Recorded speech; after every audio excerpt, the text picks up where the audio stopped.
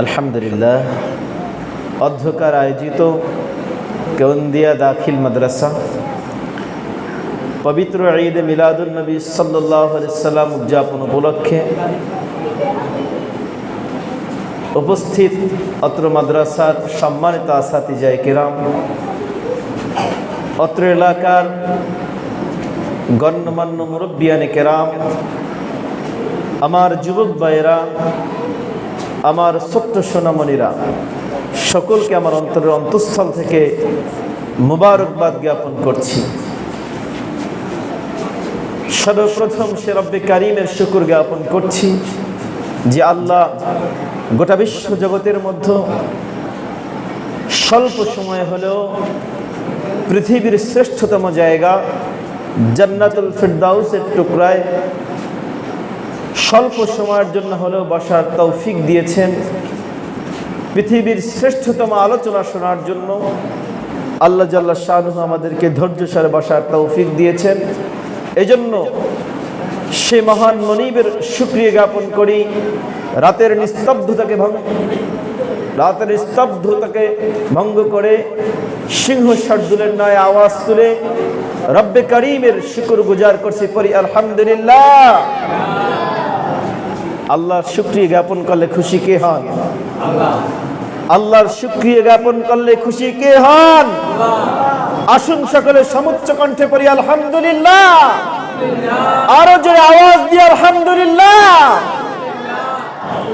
লক্ষ কোটি দরুদ ও সালাম সৃষ্টির শ্রেষ্ঠ কায়নাত, এই পৃথিবীর নবী রাসূলগণের মাথার মুকুট, শামসুল হিদায়াত, বদরুদ্দুজা, ইমামেনা রাসূলিনা নবিয়িনা মুহাম্মদুর রাসূলুল্লাহ সাল্লাল্লাহু আলাইহি ওয়াসাল্লামের উপর।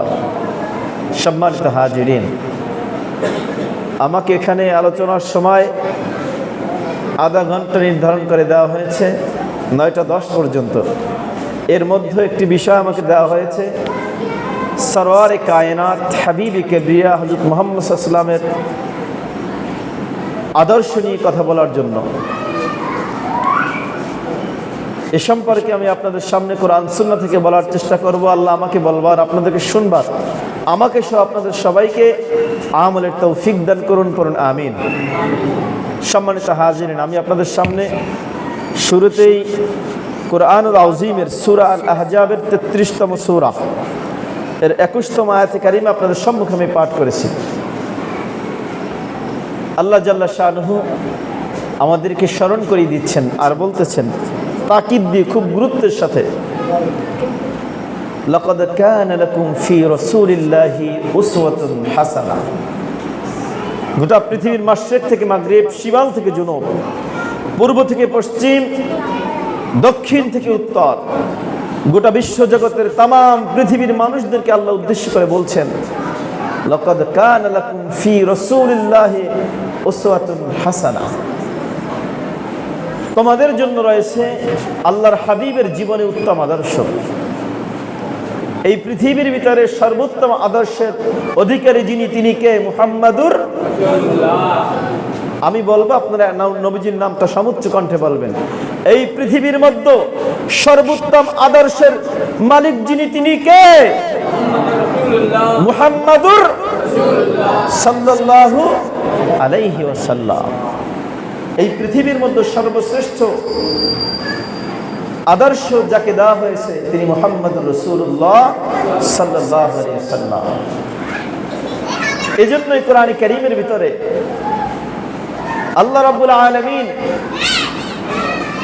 আমার নবীর চরিত্রকে বলেছেন, ওয়া ইন্নাকা লাআলা খুলুকিন আযীম।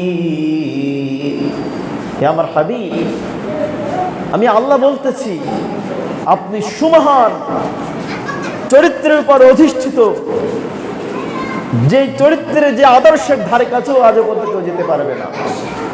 আমার প্রিয় হাজিরিন, এই বিশ্বজগতে শান্তি প্রতিষ্ঠায়, পৃথিবীর ভিতরে শান্তি প্রতিষ্ঠায়, মানুষদেরকে সঠিক পথে পরিচালনা করার জন্য 570 খ্রিস্টাব্দের 12ই রবিউল আউয়াল সোমবার দিনে এ ধরায় আগমন করছেন শ্রেষ্ঠ সৃষ্টির শ্রেষ্ঠ কায়নাত, এই পৃথিবীর নবী রাসূলগণের মাথার মুকুট, আমার আপনার প্যারা নবী রাসূল আরবি মুহাম্মদুর রাসূলুল্লাহ সাল্লাল্লাহু আলাইহি ওয়াসাল্লাম।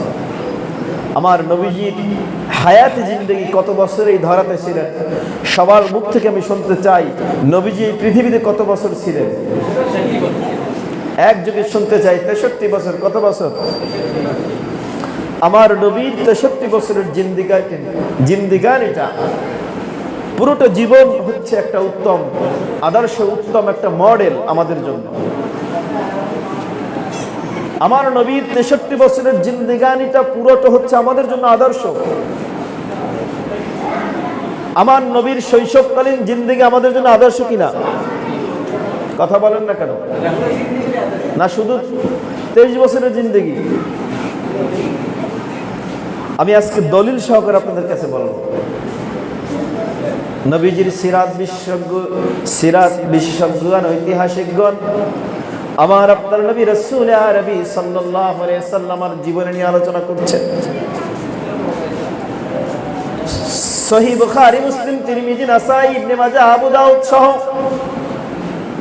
অসংখ্য হাদিসের কিতাবের ভিতরে আমার নবীজির জীবনের সকল দিকগুলো নিয়ে আসা হয়েছে।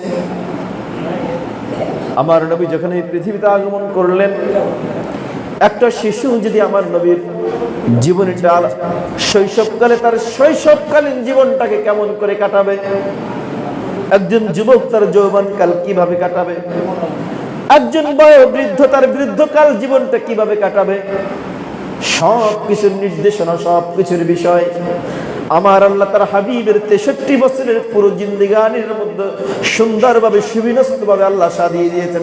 সুবহানাল্লাহ। হাদিস বর্ণনা করতেছেন আম্মা জান হযরতে নবীজির দুধমা হালিমাতুস সাদিয়া, আল্লাহর নবীর দুধ বোন ছিল সাইমা, দুধ ভাই ছিল আব্দুল্লাহ। হযরত হালিমাতুস সাদিয়া বলেন, শিশু মুহাম্মদ সাল্লাল্লাহু আলাইহি সাল্লামকে যখন আমার ঘরে নিয়ে আসলাম, আমার দুটি স্তনের দুধ আমি একটি শিশু মুহাম্মদকে পান করাতাম, আর একটি আমার তার দুধ বোন সাইমাকে পান করাতাম। আমার প্রিয় হাজিরিন, হালিমাতুস সাদিয়া তিনি বলতেছেন, আল্লাহর নবীকে আমি একটি দুধ পান করাবার পরে দেখলাম রহমাতুল লিল আলামিন শিশু মুহাম্মদ সাল্লাল্লাহু আলাইহি সাল্লামের পেটটা ভরে নাই। তা আমি দুধ মাতা, তার পেট ভরানোর দায়িত্ব আমার, তো আমি আমার বাম স্তনের দুধটা তাকে পান করাইতেছিলাম। যেই না বাম স্তনের দুধ মুখে দেই, বারবার তিনি মুখটাকে ফিরিয়ে নেয়। শিশুর বেলায় আমার নবী পৃথিবীর সমস্ত শিশুদের জন্য উত্তম আদর্শ রেখে গেলেন। আমার নবী কত বড় পৃথিবীর ভিতরে ইনসাফ কায়েমকারী ছিলেন, যে বাম দুধটা আমার দুধ বোনের জন্য, আমার জন্য নয়, ডান দুধটা আমার জন্য। অতএব শিশুকালে আল্লাহর নবী বাম স্তনের দুধ পান করেন নাই। সুবহানাল্লাহ। আমার নবীর শৈশবকালীন জীবনটা কেমন ছিল? একটা শিশু, এখানে মাদ্রাসার ছাত্ররা আছে, তারা যদি চায় তাদের জীবনটাকে নবীজির শৈশবকালীন জীবনে কিভাবে গঠন করবে? বড়দের শ্রদ্ধাবোধ এবং সহপাঠীদের সাথে উত্তম আচরণ। হাদিস বয়ান করছেন নবীজির চাচা হযরত আব্বাস রাদিয়াল্লাহু তাআলা, তিনি বললেন, আমি শিশুবেলায় বুঝতে পারছি আমার ভাতিজা মুহাম্মদ সাল্লাল্লাহু আলাইহি সাল্লাম একজন পয়গম্বর, একজন নবী হবেন। তার শিশুবেলায় অন্য শিশুরা যেমনি পরিবেশের সাথে মিশে একাকার হয়, বিভিন্ন রকমের খেলাধুলায় মাতোয়ারা হয়, কিন্তু আমার নবী মুহাম্মদ সাল্লাল্লাহু আলাইহি সাল্লাম খেলাধুলায় মাতোয়ারা হন নাই। শিশুবেলা থেকে নবী আমার ছিলেন ভাবুক, চিন্তাশীল, চিন্তা করতেন সমাজের বিভিন্ন ধরনের অপসংস্কৃতি, বিভিন্ন রকমের খারাপিয়তা দেখে নবীজি সবসময় চিন্তাগ্রস্ত থাকতেন শিশু বয়স। একদিন তার দাদা আব্দুল মুত্তালিবকে বললেন, দাদা, মানুষ এই যে রক্তপাত করে, হারবুল ফুজ্জার যুদ্ধ, ওই সময় মক্কায় একটি মেলা হতো, উকাজ মেলা। এই উকাজ মেলায় যুদ্ধ হতো, এক গোত্রের সব যুদ্ধ করত। আমার নবী শিশুবেলায় তার দাদাকে বললেন, দাদা, এভাবে এক গোত্র যদি এক গোত্রের সাথে যুদ্ধে লিপ্ত হয়ে যায় তাহলে তো গোত্রের লোকজন কমে যাবে, মানুষজন মারা যাচ্ছে। এই রক্তপাত কিভাবে বন্ধ করা যায়? দেখেন আমার নবীর জীবন কত উত্তম আদর্শ। শিশুবেলায় এই রক্তপাত বন্ধের জন্য, সমাজের শান্তি প্রতিষ্ঠার জন্য আমার নবী কত ভাবুক ছিলেন। আমার নবীর বয়স যখন আস্তে আস্তে বাড়তে লাগলো, আমার নবী যুবকদেরকে নিয়ে একটি সংগঠন করলেন। আপনাদের কাছে জানতে চাই সংগঠনের নামটা কি? হেল্পফুল ফুজুর, শান্তি সংগ্রামে একটি সংগঠন আমার নবী ওই সময় কায়েম করলেন। আমার নবীর আদর্শটা তো সুন্দর ছিল। আমার নবী তার জীবনটা কোন আদর্শে ছিল? যখন আমার নবী দ্বীন প্রচারের জন্য মানুষের কাছে গেলেন, লোকেরা বলতে লাগলো, মুহাম্মদ তুমি কোন ধর্ম নিয়ে আসছো? আমরা তো ঈসাই ধর্মের। কেউ বলে আমরা হইছি মুসা ইসলামের তাওরাত কিতাবের অনুসারী। আল্লাহ তার নবীর পরিচয় দিয়েছেন এভাবে, হে নবী আপনি জানায় দিন, কুল ইন্নানি হাদানি রাব্বি ইলা সিরাতিম মুস্তাকিম দীনান কিয়ামান মিল্লাতা ইব্রাহিম হানিফা। নবী আপনি জানায় দিন, কুল ইন্নানি হাদানি রাব্বি ইলা সিরাতিল মুস্তাকিম, আমার রব আমাকে সিরাতে মুস্তাকিমের উপর অধিষ্ঠিত রাখছেন। দীনান কিয়ামান মিল্লাতা ইব্রাহিম হানিফা, যেটা ইব্রাহিম আলাইহিস সালামের ধর্ম ছিল, হানিফ ধর্ম। কি ধর্ম? জোরে কথা বলতে হবে, কি ধর্ম? হানিফ ধর্ম। কি ধর্ম? আমার নবীজি ধরা আগমনের আগে গোটা পৃথিবীর ভিতরে যে ধর্মগুলো ছিল পৌত্তলিকতা, যেটা পৌত্তলিকতা হচ্ছে মূর্তি পূজা, দেব দেবীর পূজা করা। ঈসা ইসলাম অনুসারী ঈসাই ধর্ম খ্রিস্টান, মুসা ইসলামের অনুসারী ইয়াহুদি, এবং আরেকটি ধর্ম ছিল হানিফ ধর্ম। এই হানিফ ধর্ম হচ্ছে ইব্রাহিম ইসলামের ধর্ম, ইব্রাহিমী ধর্ম। আর আল্লাহ রাব্বুল আলামিন ইব্রাহিম ইসলামের সময় থেকে নবী মুহাম্মদ সাল্লাল্লাহু আলাইহি ওয়াসাল্লামের আগমন পর্যন্ত নবীর ধরায়, নবীর পূর্বপুরুষগণ যেই ধরায় পৃথিবীতে আসছে, বুখারী মুসলিমের হাদিস, মুস্তাদরাক আল হাকিম আলাস সহিহাইনের হাদিস, সেখানে হাদিস আছে আমার নবী এভাবে বলছেন, আমি মুহাম্মদুর রাসূলুল্লাহ, আমার বংশ পরম্পরায় আদম সফিউল্লাহ পর্যন্ত কেউ মূর্তির সামনে সাজদা করে নাই, কেউ জিনা করে নাই, কেউ ব্যভিচার করে নাই, কেউ শিরক করে নাই। আমার বংশ পরম্পরায় আদম সফিউল্লাহ পর্যন্ত প্রত্যেকেই ছিলেন হানিফ, একনিষ্ঠ আল্লাহর বান্দা। আমার নবীর দাদা তিনি কি মুসলমান ছিলেন না অমুসলিম ছিলেন? এই কথাগুলো, এই আকীদা বিশ্বাস আমাদের জানা দরকার। আমার নবীর দাদা আব্দুল মুত্তালিব ছিলেন মুসলমান, সুবহানাল্লাহ। ইব্রাহিমী ধর্মের অনুসরণ করতেন। আমার নবীজির কাছে ওহী নাজিলের আগ পর্যন্ত ওই সময়ে যে সকল মানুষরা ইব্রাহিম ধর্মে ছিল তাদেরকে মুসলমান বলা হতো। আমার বাবাজি বন্ধুগণ, মুসলিম জাতির পিতা হযরত ইব্রাহিম আলাইহিস সালামকে কেন বলা হয় বলতে পারবেন? আল্লাহ কোরআনে কারিমে এই কথা বলে দিয়েছেন। আল্লাহ বলছেন, আমি ইব্রাহিমকে তোমাদের জাতির পিতা বানিয়ে দিলাম। আর সর্বপ্রথম ইব্রাহিম আলাইহিস সালাতু ওয়াস সালাম নিজেকে মুসলমান বলে দাবি করলেন, কিন্তু সর্বপ্রথম মুসলমান হচ্ছেন আল্লাহর নবী মুহাম্মদুর রাসূলুল্লাহ। কোরআনে কারিমের অনেক আয়াতে আসছে, নবী বলছেন, ওয়ানা আউয়ালুল মুসলিম, আমি প্রথম মুসলমান।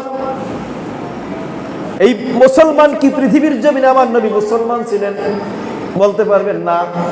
কোরআনে কারিমের ভিতরে এসেছে, ইমাম ফখরুদ্দিন রাজি তাফসীরুল কাবীরের ভিতরে লিখেছেন যে আমার নবী সাল্লাল্লাহু আলাইহি সাল্লাম যখন আলমে আরওয়াহে সমস্ত রূহের জগতের সামনে যখন আল্লাহ প্রশ্ন করেছেন, আলাস্তু বিরাব্বিকুম, আমি তোমাদের রব কিনা, সমস্ত রুহের সামনে যখন বলেছিল, হে রুহের জগতের সমস্ত রুহেদেরকে আল্লাহ বলছিল, বলো আমি কি আল্লাহ তোমাদের রব কিনা?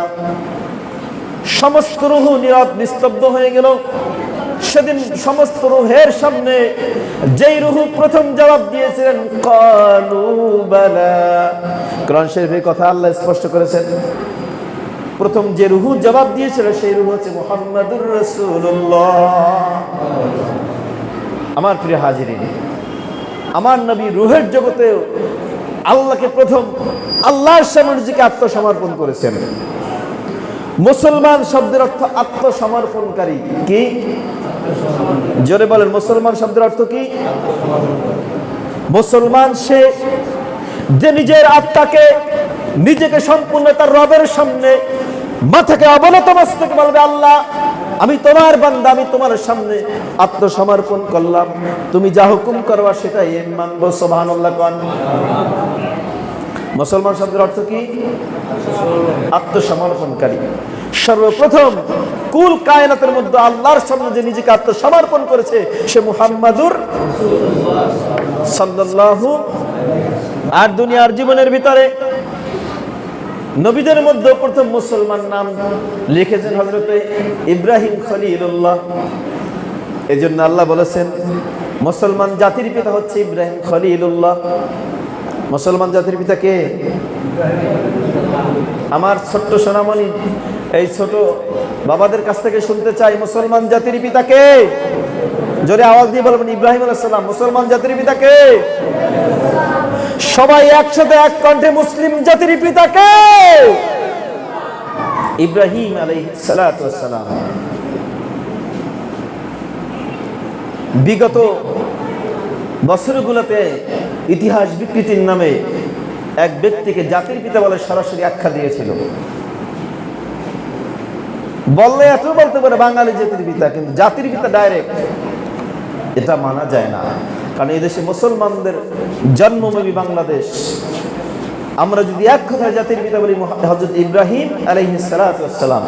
আমার প্রিয় হাজিরিন, যেই কথাটা আসছে, আমার নবীজি বললেন আমার বংশ পরম্পরায় আদম সফিউল্লাহ পর্যন্ত কেউ মূর্তির সামনে সাজদা করে নাই, কেউ শিরক করে নাই, কেউ ব্যভিচার করে নাই। কেউ মূর্তির সামনে সাজদা করে নাই, কেউ শিরক করে নাই, কেউ ব্যভিচার করে নাই, কেউ মদ পান করে নাই। সবাই ছিলেন একনিষ্ঠ মুসলমান। আমার প্রিয় হাজিরিন, তো আল্লাহর নবী হযরত মুহাম্মদ সাল্লাল্লাহু আলাইহি ওয়াসাল্লামের জীবন আদর্শটা বিশ্ব মানুষের জন্য আল্লাহ অনুকরণীয় আদর্শ বানিয়েছেন। একজন মানুষ কিভাবে পৃথিবীতে চলবে, কেমন তার আচার ব্যবহার হবে, কেমন তার চলাফেরা হবে। কারণ একজন মুসলমান যখন আমি দাবি করেছি, তখন আমি নিজের মন ঘাড়াভাবে চলতে পারি না। আমার পীর মরহুম স্যার সিরার শাহ মোহাম্মদ মাহবুবুল্লাহ রহমাতুল্লাহ আলাইহি বলতেন, রেওয়াজ মাহফিলে কি তিনি এই কথা বলতেন, বাবা বাঘের বাচ্চা কি ছাগলের মতো দেখায়? কথা কন না কা? বাঘের বাচ্চা কুকুরের মতো? কিসের মতো? মুসলমান হয়েছে নবীর উম্মত, নবীর উম্মত দেখাবে নবীর মুজাসসাম নমুনা, নবীর উম্মত হবে নবীর আদর্শ। এই পৃথিবীর ভিতরে লেনিনবাদীরা লেনিনের আদর্শ গ্রহণ করে, জাতীয়তাবাদ। এই পৃথিবীর ভিতরে গণতন্ত্রবাদীরা আব্রাহাম লিঙ্কনকে অনুসরণ করে। এই পৃথিবীর ভিতরে বিভিন্ন জাতি, বিভিন্ন মানুষ, বিভিন্ন কওমের নেতাদের অনুসরণ করে। আর এই পৃথিবীর ভিতরে মুসলমান যারা দাবি করবে তারা অনুসরণ করবে মুহাম্মাদুর রাসূলুল্লাহকে। তারা কাকে অনুসরণ করবে? মুহাম্মাদুর রাসূলুল্লাহকে। আমি আপনাদের কাছে বলতে চাই, আমার নবী কখনো গালি দিয়েছেন কিনা? আমি আপনাদের কাছে শুনতে চাই, আমার নবী কারোর সাথে ঝগড়া করছেন কিনা? আমি আপনাদের কাছে সমুচ্চ কণ্ঠে শুনতে চাই, আমার নবীজি কখনো মিথ্যা কথা বলছেন কিনা? আমি আপনাদের সাথে শুনতে চাই, আমার নবীজি শার্ট গায়ে দিয়েছেন কিনা? আমি আপনাদের কাছে শুনতে চাই, আমার নবী জিন্স প্যান্ট পরছে কিনা? আমি একখানা হাদিস আপনাদের সামনে বলতেছি, যে হাদিসখানে এসেছে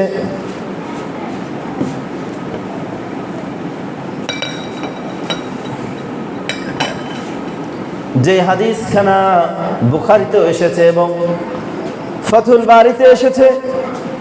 হাদিসের রাবী হযরত আবু হুরায়রা রাদিয়াল্লাহু তাআলা তিনি বলছেন, عن أبي هريرة رضي الله تعالى عنه عن النبي صلى الله عليه وسلم أنه قال لا تقوم الساعة حتى تأخذ أمتي بأخذ القرون قبل شبرا بشبر وزراعا بزراع فقيل يا رسول الله كفارس والروم فقال ومن الناس إلا أولئك। حديث كان فتح الباري 13 খণ্ড 300 পৃষ্ঠার মধ্যে আমার নবীজি 1500 বছর আগে জানিয়েছেন। নবীজির প্রিয় সাহাবী হযরত আবু হুরায়রা রাদিয়াল্লাহু তাআলা আনহু বলেন, কিয়ামত ততক্ষণ পর্যন্ত হবে না যতক্ষণ না আমার উম্মতের মধ্যে তারা পূর্ববর্তী ইহুদি খ্রিস্টানদের আদর্শ গ্রহণ না করবে। কেমন আদর্শ গ্রহণ করবে? শিবরান বিশিবরিন, এমন ভাবে তাদের আদর্শটা গ্রহণ করবে। শিবরান বিশিবরিন ও জিরান বিজরাইন, হাতে হাত বিঘাতে বিঘাত, হাতে হাত। নবীজি বুঝাইছেন যে আদর্শটা এমন ভাবে গ্রহণ করবে আমার মুসলমান নামদারি উম্মতেরা ইহুদিদের আদর্শ খ্রিস্টানদের আদর্শ এমন ভাবে গ্রহণ করবে। এমন একটা সময় আসবে তোমাদের মাঝে আমি নবীর আদর্শবাদ দিয়া, আমি নবীর ওহদের ময়দানে রক্ত ঝরানোর যে আদর্শ তোমাদের কাছে উপস্থাপন করেছি, দাঁত ভেঙে কষ্ট স্বীকার করো, আমার উম্মতের জন্য যে আদর্শ আমি পৃথিবীর মাঝে রেখে গিয়েছি, এই আদর্শতে এমন একদিন আসবে যেই সময়ে মানুষেরা ইহুদিদের আদর্শ এমন ভাবে গ্রহণ করবে, হাতে হাত বিঘাতে বিঘাত, মানে একটু পরিমাণ ছাড় দেবে না। তার পা থেকে মাথা পর্যন্ত ইহুদিদের আদর্শ থাকবে, তার ব্যবসা ইহুদিদের আদর্শ, তার জীবন চলা ইহুদিদের আদর্শ, তার সব কিছুতে থাকবে ইহুদিদের আদর্শ। আমার নবী বললেন, তখন তোমরা কিয়ামতের বড় আলামতের জন্য অপেক্ষা করো। সাহাবীরা জিজ্ঞেস করলেন, রাসূলুল্লাহ কিলা ইয়া রাসূলুল্লাহ, হুজুর যাদের কথা বলছেন কাদের আদর্শ গ্রহণ করবে এই ব্যক্তিগুলা, আপনার উম্মত যে কাদের আদর্শ গ্রহণ করবে ব্যক্তিগুলো কারা? তারা বলছেন কাফারিস আর রোম, তারা কি পারস্য রোমের অধিবাসীদের? রাসূল বলছেন তারা সারা কারা? নবী তখন বললেন অমিনান নাস ইল্লা উলাইক, ওই মানুষদের মধ্যে সারা কারা? আমার উম্মত ইহুদি খ্রিস্টান আদর্শ গ্রহণ করবে। আমার হাজিরিন, আমি যদি বলি শার্ট স্কিন টাইট পোশাক পরা, স্কিন টাইট প্যান্ট পরা আমার নবী বিশ্ব নবীর আদর্শ নয়, এটা ইহুদি আর খ্রিস্টানদের আদর্শ। শার্ট পরা জায়েজ আছে, আপনি করতে পারেন, ঢিলা ঢালা হতে হবে। কি হতে হবে? প্যান্ট পরতে পারেন, জায়েজ আছে, টাকনুর উপর কাপড় রেখে, সেটা হতে হবে ঢিলা ঢালা। টাইট ফিট পোশাক পরা হারাম। টাইট ফিট পোশাক পরা কি? সবাই বলেন টাইট ফিট পোশাক পরা আমার প্রিয় হাজিরিন। তবে আমরা মুসলমান হয়েছি, আমাদের আদর্শটা কার মতো হবে? আমার প্রিয় হাজিরিন, আমার নবী আজ রোজা আথারে কাঁদে। যদি আর চোখ অন্তর চক্ষু আপনাদের খুলে দেওয়া হতো তাহলে দেখতে পেতেন মুহাম্মদ রাসূলুল্লাহ আজ উম্মতের জন্য রোজা আথারে বসে কান্না করতেছে। আজও আমার নবী রোজা আথারে কান্না করতেছে উম্মতের জন্য। আজও আমার নবী রোজা আথারে উম্মতের জন্য কান্না করতেছে। যে আমার উম্মত উহুদের ময়দানে দন্ত ভেঙেছে, মাথায় লোহার কড়া ঢুকেছে। জিবরিল এসে বলে হুকুম দেন, তায়েফের ময়দানে নবীকে পাগল ভেবে রক্তাক্ত করেছে। তায়েফে ফেরেশতারা এসে বলে হুজুর হুকুম দেন, 2 পাহাড় চাপা দিয়ে একবারে ফিনিশ করে দিয়ে যায়। আমার নবী বললেন না না, এরা আমার উম্মত, যদি এদেরকে পাহাড় দিয়ে চাপিয়ে দিয়ে মারা হয় তাহলে আমি কার কাছে আমার দ্বীন প্রচার করব? নবী উম্মতের জন্য রক্ত জড়াইছেন, তবু উম্মতকে ভুলে নাই।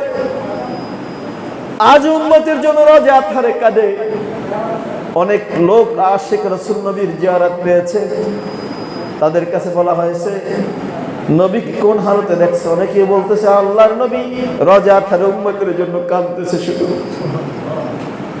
আর উম্মত দুনিয়ার লোভ লালসা ভোগ বিলাস নিয়ে ব্যস্ত হয়েছে, নিজের সন্তানের প্রতি খেয়াল নাই, স্ত্রীর প্রতি খেয়াল নাই, তারা যে বিজাতির আদর্শ গ্রহণ করছে এর প্রতি খেয়াল নাই। নবীর উম্মত হয়েছে, আদর্শ নবীর মতো হবে। নবীজির উম্মত হয়েছে, নবীর মুজাসসাম নমুনায় হবে। কিন্তু উম্মত মুহাম্মাদি দাবি করি, দেখলে রাস্তাঘাটে বের হলে মনে হয় যেন খ্রিস্টান ইহুদির সন্তান। আমার প্রিয় হাজী, কষ্ট নেবেন না। এই কথাগুলো কষ্টের কথা, এই কথাগুলো খুবই কষ্টের কথা। এজন্য অনুরোধ থাকবে যে আমরা রাসূল পাক সাল্লাল্লাহু আলাইহি ওয়াসাল্লামের মুজাসসাম নমুনায় দুনিয়ার জিন্দেগান যতটুকু হায়াত পাই, আজ থেকে নিয়াত করবো যে আমি একটা সুন্নাত হলেও পড়ব। আমার পীর মরহুম সরসিনান হযরত পীর সাহেব কিবলা শাহ মুহাম্মদ রহমাতুল্লাহ আলাইহি তিনি বলতেন যে আব্বাজান শাহ আবু জাফর সাহেব বলতেন, তোমার জাহির সুরাতটা তুমি নবীজির মতো করে নাও, আফসে তোমার ভিতর দ্বীনের নূর তোমার ভিতর ঢুকে যাবে। সুবহানাল্লাহ। তোমার ভিতর নবীর মুজাসসাম নমুনা ঢুকাও, রাসূলের দ্বীনের নূর তোমার ভিতর আফসে ঢুকে যাবে। আজকে অনুরোধ রইল সকলের কাছে যে অন্ততপক্ষে একটা সুন্নাতের আমল করব। একটা গোল পাঞ্জাবি গুন্ডিয়ালা গোল পাঞ্জাবি বানাবো, নবীজির সুন্নাত মোতাবেক এই পোশাকটা পরবো। সর্বোচ্চ চেষ্টা করবো এই পোশাকটা পরার জন্য। কোনো অনুষ্ঠানে গেলে এই সুন্নতি পোশাক, কোথাও গেলে সুন্নতি পোশাক, এই আমল করার চেষ্টা করেন। একটা সুন্নাত আপনি আমল করেন, কাল হাসরের ময়দানে রাসূলুল্লাহর শাফাত আপনার জন্য ওয়াজিব হয়ে যাবে। কাল হাসরের ময়দানে একটা সুন্নাত আপনাকে নাজাত দিয়ে দেবে। আল্লাহ আপনাকে আমাকে সবাইকে রাসূল পাক সাল্লাল্লাহু আলাইহি ওয়াসাল্লামের মুজাসসাম নমুনায় জিন্দেগি গঠনের তৌফিক দান করুন। আমিন। ওয়া আখিরু দাওয়া।